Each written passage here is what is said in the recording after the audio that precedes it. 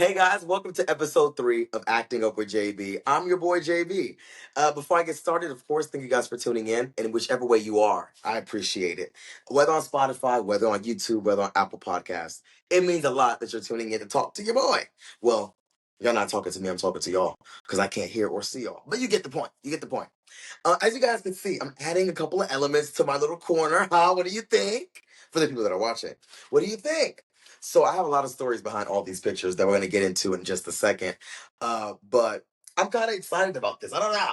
I have some more stuff like this picture for the ones that are watching, like this picture that I took on my birthday, and a couple of other elements. But I don't know where to put it yet. We're going to figure it out as the season progresses. So again, I'd like to thank you for tuning in. I really appreciate it. This episode will be pretty fast, not gonna lie. Just because this is gonna be a getting to know me a little bit more. I did want to do a Stranger Things or Welcome to Derry recap, but I'll save that for the forthcoming episodes. That way I can really divulge into the whole season. We can get into things. But as of right now, get to know me a little bit more. As you guys can see, I changed it up again a little bit. I did add this chair. I took away that metal cold chair and I got this nice little couch or this little seat. I've had it already. I actually used it a little bit in season 1. I just felt like I need to bring it back because it's cold now. It's winter. As I'm looking out the window, it is snowing. Damn. I would have felt like I was in Alaska, or Nebraska, but we're here in Maryland. Everything's fine. And yeah, there that is. So let me give a little bit of a backstory of some of these pictures behind me. So for this one, for example, this is kind of irritating. Not gonna lie. So this is a caricature for the ones that aren't watching. There's a caricature that somebody drew of me when I went to Walt Disney World with my senior class. Shout out to class of 2015. We have a whole reunion this year that none of us planned. Can you imagine? Our 10-year high school reunion was this year, and it didn't happen. I'm really sad about it because I was the vice president of my class, so yes, me and the president should have made it happen. However, I thought that it had to be this whole thing. You got to get a banquet hall, you got to get, hors d'oeuvres, and you got to get people to whatever. Whole time we could have just went to a little restaurant like Golden Corral or something and just ate and talked and caught up. It was only 12 of us anyway that graduated. I know. 12? What? 12? Yes, 12. Yes, there were 12 people in my graduating class. Arrest me. Like, my school wasn't the biggest. And we're also going to get into that too, because I'm going to do a Q&A that I did on my Instagram. Anyway, yeah, so Walt Disney World, we went to Disney. That was my first time ever going to Florida, ever for the first time going to Disney World. So it was really fun. So this girl did this caricature of me. And funny enough, this was, I think, the day that JB was born, my nickname. Because she was making this thing and she was like, what did you want to call yourself? I'm like, what's your name? And I was like, my name's Jonathan. She was like, oh, your name is a little too long to add on the, wink, wink, a little too long to add onto the picture. So I was like, I mean, what else could we do? She was like, maybe I could put Jonah. Why would you put Jonah? Or Jonna? That didn't even make sense. And people would call me JB, JB, JB in high school. So I remembered that too late. And so she put Jona instead of Jonathan, or instead of just putting my initials, JB. So that's why I'm forever stuck with this picture of Jonah, even though it's supposed to be Jonathan or JB for short. So that's where that came from. But I do love it. She did really put the perfect detail with my bottom lip, because my bottom lip does droop every now and again. My eyes are as wide as all of outside, so she did good with my eyes. I had a bucket hat that day, which I still have upstairs. It's funny enough. But yeah, she did a really good job. Shout out to that. Her name is Priscilla. Shout out to you, Priscilla. Thank you for that. I don't know if you still work at Disney. Hopefully I don't know, make more money now. But I'm really proud of you with this picture. Thank you for this, queen. I appreciate you. Let's see. This picture up here, I really love it. Um, I love the color. I love the hue. My friend actually drew this picture up here. I don't know how to explain it. It kind of has a deep message to me because my friend, shout out to Broken Soup. That's her name. Shout out to you, Queen. She actually made this for her graduation party slash, I don't know if it was her birthday as well, but it was a graduation party and she was selling different things that she drew. So she made this from scratch. There was no a thing that she aligned, like she made it from scratch. So shout out to you. Of course, I had to support her. So I got that from her. This is my girl, the one, the only, Beyonce, during the Renaissance era. You know what I'm saying? Welcome to the Renaissance. Renaissance right here. This, I'm going to forever love this picture. I'm going to tell you why in a second. Um, so I used to work in a leasing office as a intern. I used to work as an admin intern at this leasing office, and I learned a lot about leasing from that. But aside from that, my manager, like I used to tell him all the time, I want to act, I want to be on stage, I love performing, I love being an entertainer, blah blah blah. And so for Christmas, she got me this sign with my name in lights, and she said she wanted to be the first person that gave me my name in lights, and that meant a lot to me because I was like, wow, it's one thing to say to people what your dreams are or to like, reiterate what you love to do, but it's another thing for somebody to listen and kind of make you feel special about it. Like, so I will forever hold this picture near and dear to me.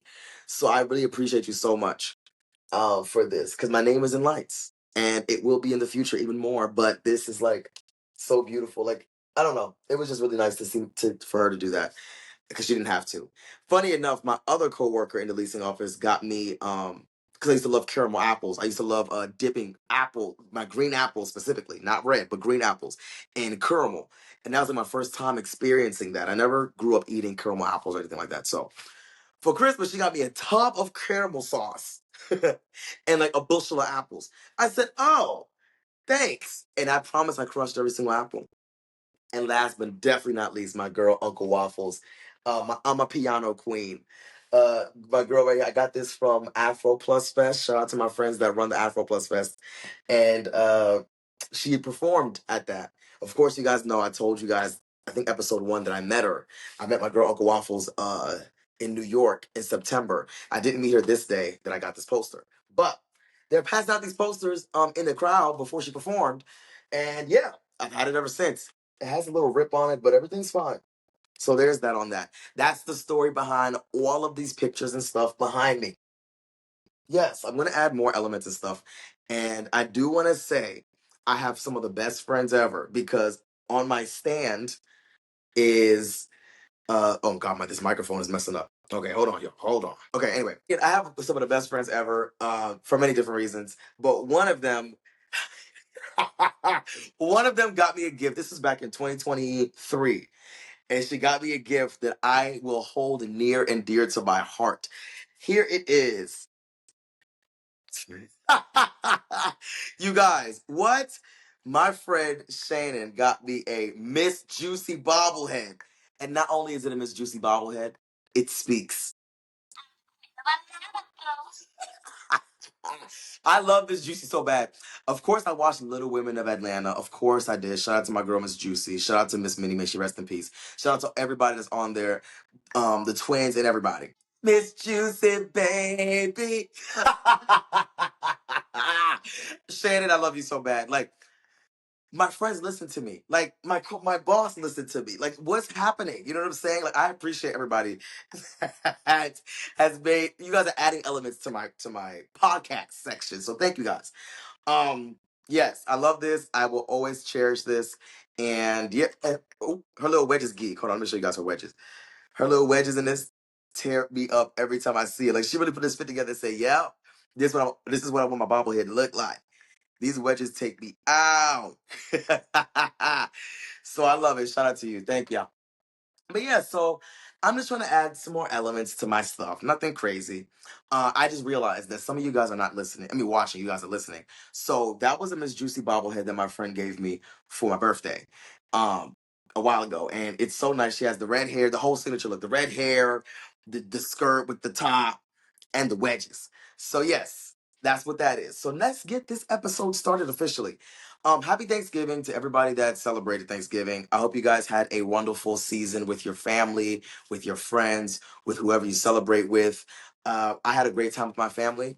As you guys know, or some of you guys know, my brother is married. What? Yes, my brother is married. So we had him and his wife over with me, my sisters, and my mom together for Thanksgiving. It's our third Thanksgiving without our father because he passed away in March of 2023. So we've adapted to the new norm of just being us. But I love that we have been able to add a new person to our family, my brother's wife, and I just love it. Like I love her so much. That's my sister for her. You mess with her, you mess with me. You know what I'm saying? You already, if you mess with any of my family, you mess with me. But now she's a new addition. So if you mess with her, you have to see me. I'm sorry. So there's that on that. And so yeah, we had a great time. Food was hitting. This was the first year for Thanksgiving I didn't cook. I didn't cook. I didn't cook a thing. All I made was lemonade. And so both my sisters were like, they're gonna cook. We're gonna sit back and watch. And what was I gonna say? No. Of course I enjoyed my time. I said, I bet. So I sat back, and I just vibed. And of course I kept asking, do you guys need help? They kept saying no. I said, all right. So we left it be. All right, cool. So I want to get into this Q&A because this episode, again, is literally going to be very short and just a little bit of a get to know me a little bit. And I wanted to actually answer the questions that people had for me on my Instagram. About a week ago, put on my Instagram, if you have any questions for me or just questions, because I wanted to answer these on my podcast, to let it rip. Let me know what you want to know about me, about the career path that I'm taking, or that I've taken, about just anything that you wanted to get to know about me. So I have a couple of them that I wanted to answer, and that's pretty much all this episode is going to be. All right, so I appreciate everybody that added these questions because you didn't have to, but you did. So I appreciate that, and hopefully you're listening. All right, so let's see. What's your story? How did you become the person you are? Sam, I am. Thank you for sending me this question. Thank you for this question, Judge. What's my story? Well, it's pretty simple. I'm the oldest of four. I grew up in a Congolese Christian household. Um, I grew up around entertainment to an extent, right? My father grew up. My father and mother both grew up in Congo. Came to the States in the '90s. I was born in the '90s, and here we are. And so, seeing, I didn't grow up in the entertainment world, but I grew up seeing how to entertain people through my father, and I saw the impact he had on people when they were entertained. And he was a pastor, so like that's not the side of entertainment I'm talking about because I feel like that he's preaching, he's preaching the word of God, entertaining. Like he's not like, oh, come and watch me perform. Like it's about God in that moment. But when he was off the pulpit and he was going to people's houses for like whatever he had to do and blah blah blah, oh, people were entertained. He walked into a room and he took the room over.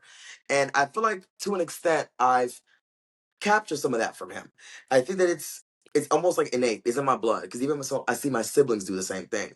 I really feel like our father left us with his legacy, which is what I love, and I thank God to this day for when people tell me like, "Oh my God, you remind me of your dad." Like if my dad's friends see me or whatever, it means a lot because I would never want my dad's memory or his impact in this world to fade.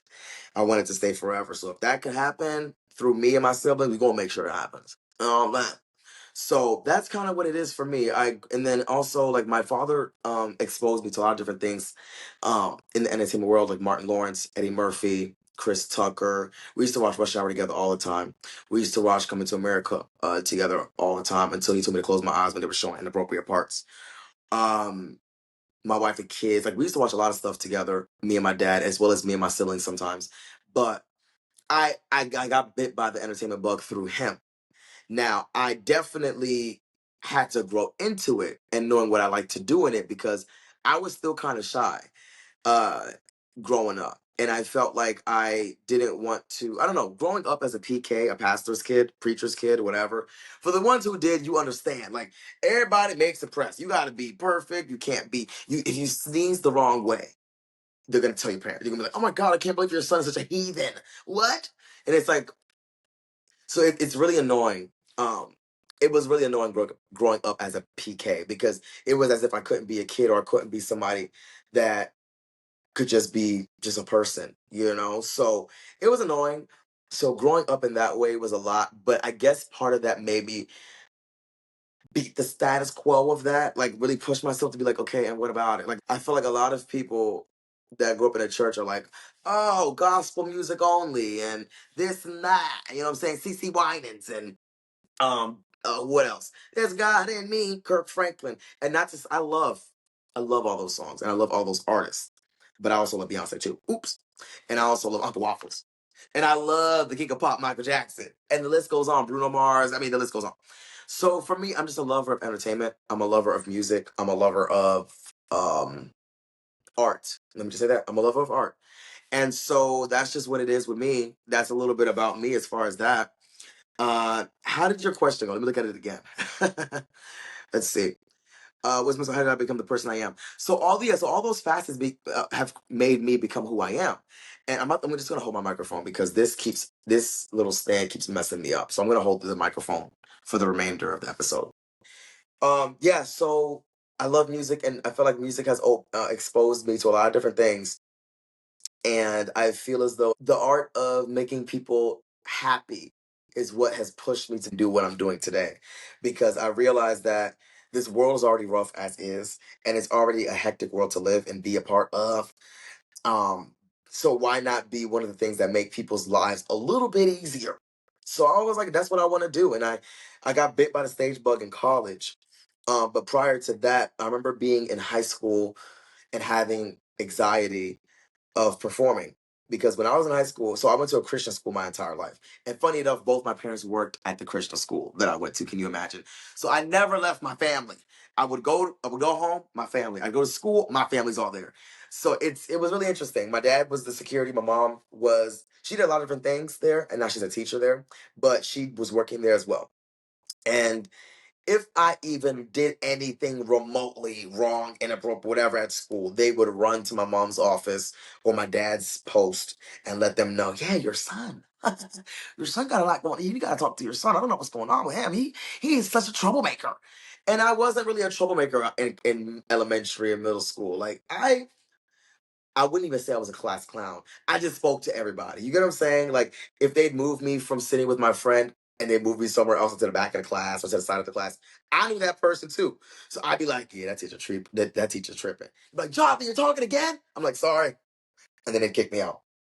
But I wasn't that bad. I don't think I was that bad of a child for real. Like I really was trying. I was a good kid compared to some of the other students in my class. You know who you are.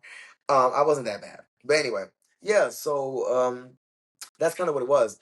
So when I got to high school, I remember in 11th and 12th grade, I played the drums. We used to have chapel every Friday. Pretty much chapel, for those who don't know, chapel is, just like a praise and worship. They do a praise and worship song. There was a guy who preached a little bit, and then we went about our day. And one of the subjects at my school was Bible, and you had to pass Bible class, otherwise you would have to take a summer class for Bible until you passed. So it was enforced at our school to know the Bible to an extent, because every Friday we would have chapel, or we would have like a test for the Bible, depending on the verse of the week, so on and so forth. So I would have anxiety attacks every Friday before I performed on stage, like playing the drums. And all I did was play the drums. I didn't have to speak. I didn't have to dance. I didn't have to do anything. All I had to do was play the drums. Shut up and play the drums. And that would be too much for me. So my body would get physically ill. Like I would have so much anxiety that I would damn near regurgitate. Sometimes I would but like I wouldn't eat because of the anxiety. So like I would just throw up nothing. I'd just be like, it's just like dry heaving at that point. So it was a lot. It was a lot. And I remember going to the doctor and telling them, I think I'm sick. They're like, oh, so what's going on? I'm like, well, I'm always sick every Friday before I perform, but after I perform, I'm perfectly fine. And they were like, okay, well, maybe you just have anxiety and you might need to get medicated. And so I was like, oh. So I kind of just, I don't know. I don't know for me if it was as intense for me to get medicated, because I know some people need the medication. And if you need it, you should get it. You know what I'm saying? Take care of yourself and your mental health. But for me, I realized that all I needed was a couple of reinforcements and things that could help, vices, I guess I should say, different vices that could help me navigate my emotions throughout the processes of what I'm doing. You know what I'm saying? If that makes sense. I hope that sentence made sense. I'm just trying to sound smart. Forgive me. But yeah, so I realized that there were some things that I just needed to learn how to do for myself to be okay and calm in the moments of stress and anxiety. And they've helped, because now I don't suffer from anxiety to that extent. I do get nervous and anxious every now and again before I perform, before I go on stage, before I host an event, or before I go on set, but to act or anything like that. But I mean, I love what I do, so the love of it and the excitement for it supersedes the nervousness, if that makes sense. So there's a lot of growth from then, from high school, elementary, middle school Jonathan to now. And I wish I knew that I would have this much confidence within myself now, when I was younger, because I didn't know. I was like, oh my God, Jonathan, are you gonna be able to do what you want to do in life? Yeah. Look at you now. And you're only growing. And for me, it's like I'm only getting more and more into my craft, which I love. So that's pretty much how my start was, and all of that. So thank you, Sam, for that question. I really appreciate you caring enough to even want to know. So that's the how I became the person I am today, just learning myself and tapping into myself and everything that I do. And that's my story. And then in college, let me just say, what else? Let me see if another question might go into that. Oh, perfect. Thank you for that. All right, next person. Shadow, thank you for this question, Shadow. What made you get into hosting events and such? This ties into that perfectly. So after college, so after high school, I go into college. I go to community college, and then 2 years later, I go to Towson University. To you.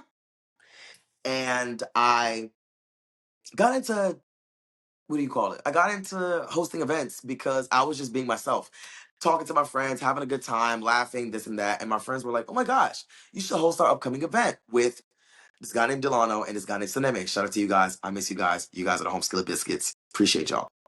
So after uh us three host that event, I got bit by the bug. Again, that was my first event ever to host. So I was so scared to host that event. But the good thing was I was able to have two of my friends with me. So that really helped make me feel comfortable being on stage. And ever since that, bit by the bug. I did want to say, when I was in elementary, I did do a couple of plays. I played a rapper, and you know Joyful Joyful, that Joyful Joyful song, Joyful Joyful Lord, we adore thee. That song. I played the rapper. I was like, Joyful Joyful Lord, we adore thee. And in my life, I put none before thee. Man, I would have put Eminem in retirement if that was the case. I'm kidding, Eminem, I love you. Oops. But yeah, so I remember I did that. I was a rapper for that, so I guess that wasn't acting, right? But I was on stage. And I remember when I was like 5, I played Joseph, the father of Jesus, the earthly father of Jesus. And I was like supposed to sit there and act like I was so sad because I felt like Mary was cheating on me because I was gonna get pregnant. And I proposed to her, like we supposed to get married. And I told me, you pregnant with son God? Yeah, I. And my name is Jesus Christ. Like, please, how are you? Right. So yeah, I remember I played Joseph in a play. And then that was fun. And then yeah, so I did little plays here and there. I remember I played a Good Samaritan once. As you guys can see, the trend of these biblical characters. The characters, biblical people, because they were real, because the Bible's real, because I believe in it, and Jesus died on the cross for my sins. um, but yes, it was really interesting to do all those things growing up, but they were very subtle roles. I didn't really have this whole like 15-page stanza to perform. So that's that with that. And then I remember being in college. So college was the like official first time I was actually on stage having to speak. So that was bit. That's when I got bit by the bug. And then we did Wildin' Out. When was that? 2017, 2018. We did Wildin' Out. Our version of Wildin' Out, unfortunately, Nick Cannon wasn't there, or neither was Chico Bean or anybody else. But we did it at our school, and that was so much fun. They asked each org to nominate 3 people, and they were gonna put us all like each org. I think it was hella orgs that they added, and yeah, they put us in like a little melting pot, and then they just kind of dispersed us all however they saw fit. And my team won. The Golden Squad won, and we won a Kindle that I gave to my mom that she can't find. But nevertheless, that was fun. And that's when I was like, I said, my jokes landed, y'all. Can you imagine? My jokes landed, and I was like, oh my goodness, am I a comedian? So it was like all this self discovery is what made me realize that, oh my gosh, I love doing this. And then I remember I sat with myself one day and I was like, Jonathan, like, do you really want to really pursue this in an aggressive way? And I knew I wanted to, like, really go into it full throttle. And I said, yes. And I sat with myself and I realized I've been wanting to do this because I also did YouTube back. 2015 was the first time I started my YouTube channel. And I remember loving to record with my friends, loving to edit that, loving to watch like how much fun my friends had, posting it, doing the whole nine.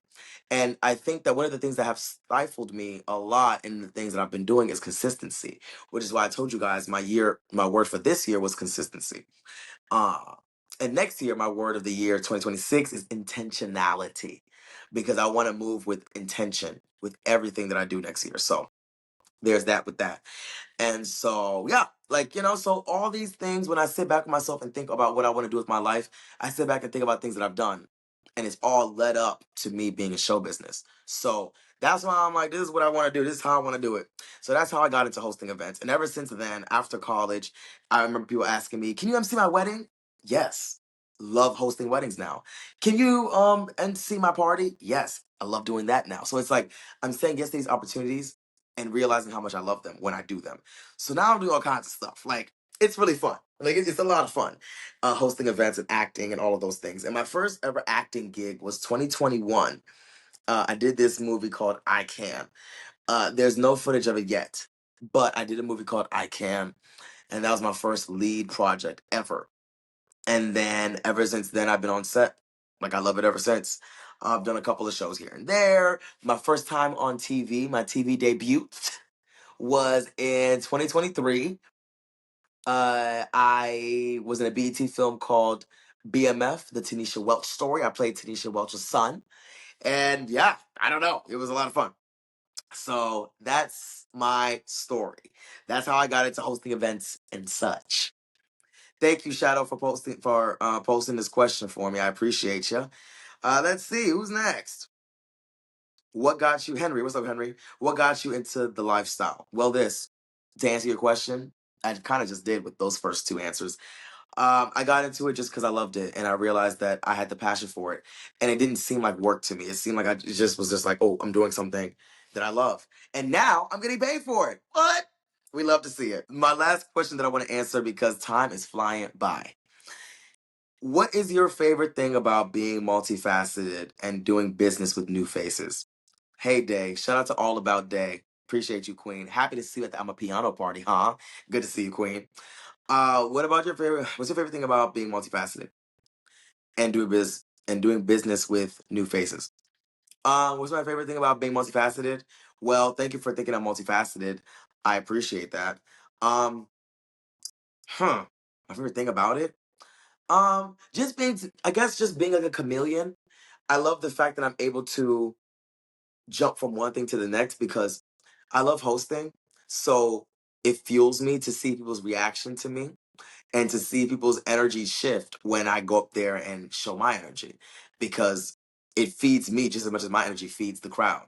So it's really, really cool to see that. And I love that I can shift from that to then being an actor where there's really not energy that you're working with other than the actor you're working alongside on set, as well as the director that's feeding you the information that you need to know while being on set. You know what I'm saying?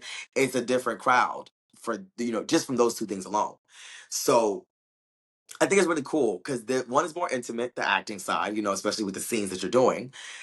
Whether you are doing a more intimate scene or just you're doing a more intense scene or just doing a scene in general. I feel like there's not so many people in the scene when it comes to certain types of scenes, if that makes sense. But when it comes to being on stage, you're already in front of people. You got to entertain a multitude of people ranging from little bit to hundreds to thousands. So yeah, you know what I'm saying? Like I guess one of my favorite things is learning how to navigate that. It's fun. I like to be quick on my feet. So it's really cool for that. So I guess that's my favorite thing about being multifaceted, the quickness of it and how you have to be quick on your feet and having to meet new people, which ties into doing business with new faces. I love meeting new people and people that are genuinely trying to work with me in the future, or they see a spark in me that they want to let me know about myself and that they would love to work with. I hope that answers your question, and I hope that made sense. Because I love working with people. I love working with people that are genuine and that have a purpose behind what they're doing. Because I have a purpose behind what I'm doing. I'm doing this not just for me, I'm doing this for my family. I'm doing this because I love it and I have a passion for it. But I also know that this is something that a lot of people want, but not a lot of people will be able to achieve. So, in order for me to achieve it, I got to stand out. You know what I'm saying? I have to really hone in on my craft and focus. And that's why this month that I'm in, this month, for some of y'all that don't know, every December I really take some time to sit back and think and process what I've done this year, what I want to do the following year, and where I see myself in the following year as well. And I take all of my vices away. I don't do anything that I usually do. Like I do a lot of stuff I still do, but I mean in the sense of like, how can I explain this without saying too much? I like to be 100% focused on the tasks at hand that I want to achieve. So I write down the things that I want to accomplish. I write down things that I've accomplished that the current year and how I want to move. So I kind of just like really sit with myself, and I guess that if you want to call that rebranding, cool. But rebranding in my mind is almost like changing. But it's not like I'm changing. It's more so I'm evolving in it. So I guess that could be rebranding. But I'm evolving, and I love to evolve every year. I hate the thought of being stagnant. My God in heaven, I could throw up on my microphone right now. I don't even. There's nothing worse than for me.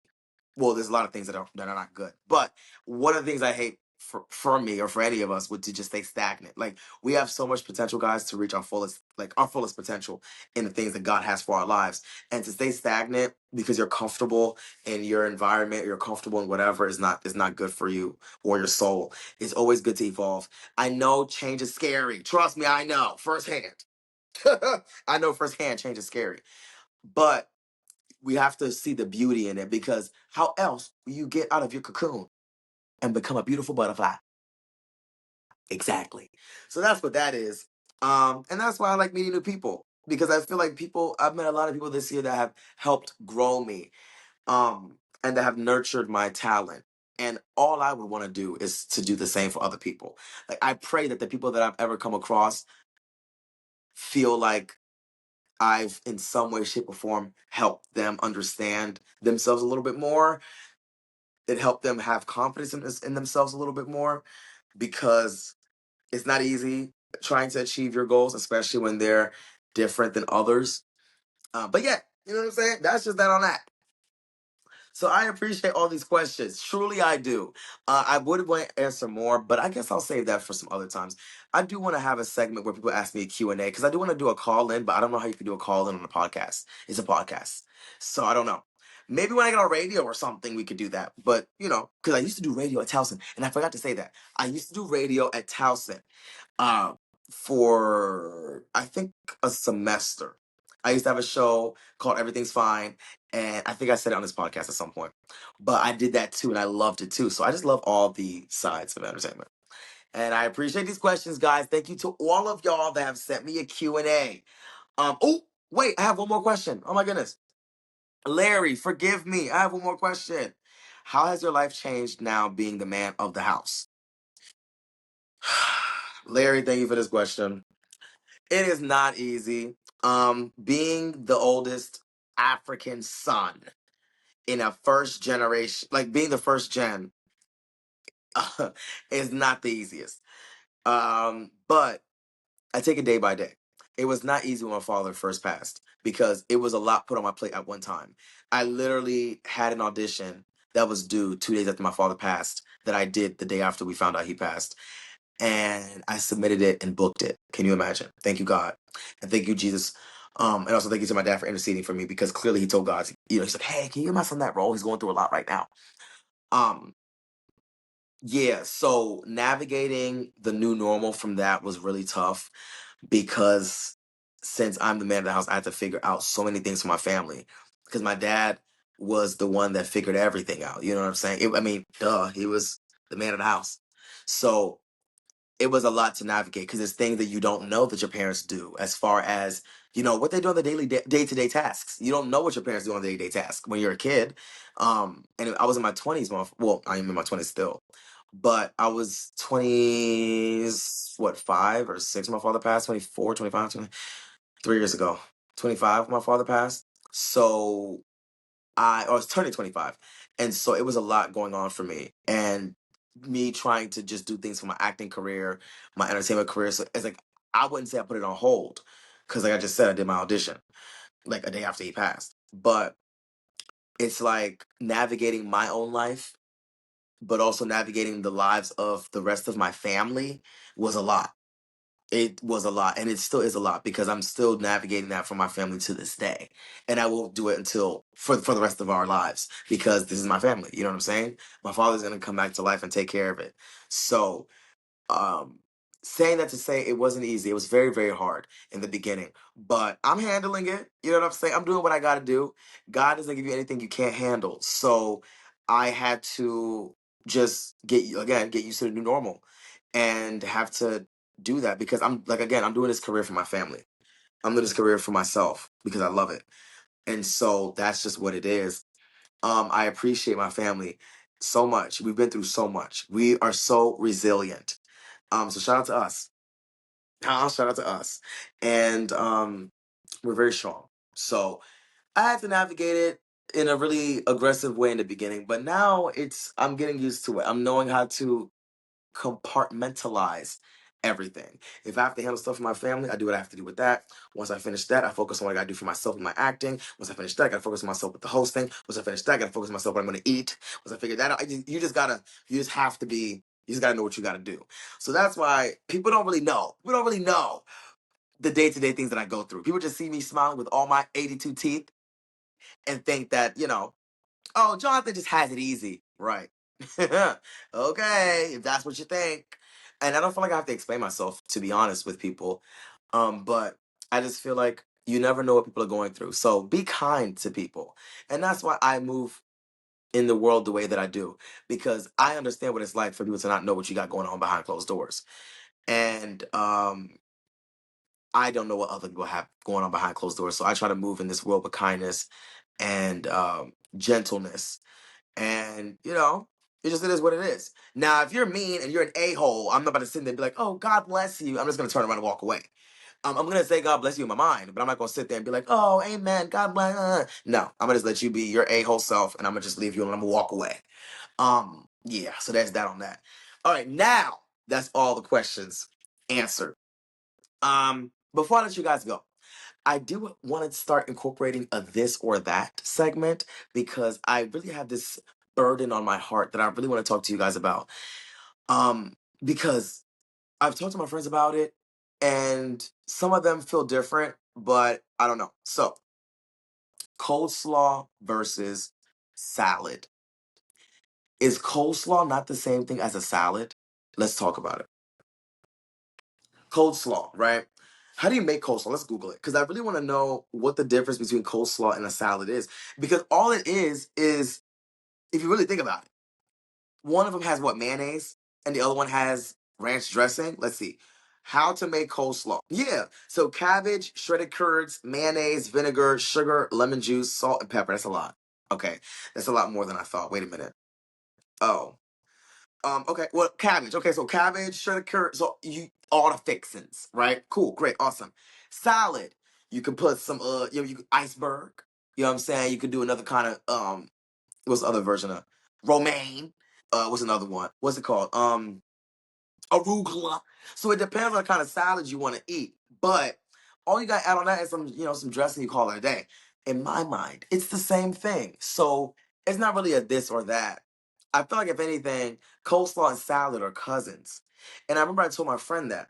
And my friend was like, no, I think that the cousin to coleslaw is potato salad. How? Where's the potato in coleslaw? And then they were like, oh no, maybe pasta salad. Okay, so where is the noodle in coleslaw? Right, there isn't any. All it is greens. So I feel like cabbage and salad, whether it's romaine, arugula, or iceberg, is the cousin to coleslaw. So that's my statement, and that's what I'm standing on. So I guess let me not say this is called this or that. This is called dying on a hill. This segment is called Dying on a Hill. I'm dying on a hill that coleslaw is a cousin to salad. And if you have a disagreement, comment that below. Let me know what you think. And that's the end of this episode. Thank you guys for watching. I hope you guys appreciated it. I hope you guys enjoyed it. Thank you guys for watching. I appreciate you guys. Don't forget to like this. Don't forget to comment. Don't forget to, if you're watching on YouTube, subscribe to my channel. Leave a comment. Let me know what you think. Let me know other topics you'd like for me to talk about. Again, I will be having guests on here at some point. I will be breaking down my favorite shows when they're done so that we can really go into depth with it. And yeah, I'll see you guys on episode 4 of Acting Up with JB. Peace.